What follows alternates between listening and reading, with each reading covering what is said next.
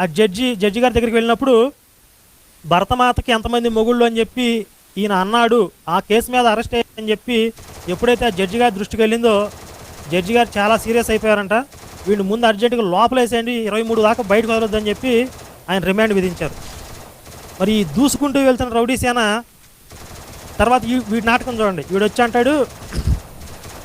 వచ్చాడు ఏమైందిరా బాబు బెయిల్ గురించి అని చెప్పి అంటే, విజయ్ కుమార్ గారు బెయిల్ వద్దంటున్నారు, క్రైస్తవులు అందరూ ఏకం అవ్వట్లేదు, ఏకం అయ్యేదాకా నేను బెయిల్ తీసుకొని అన్నాడు అని చెప్తున్నాడు.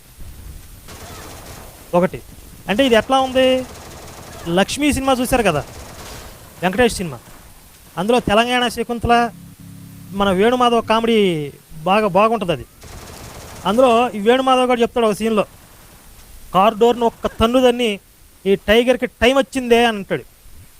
లోపలికి వెళ్తాడు, ఆడికి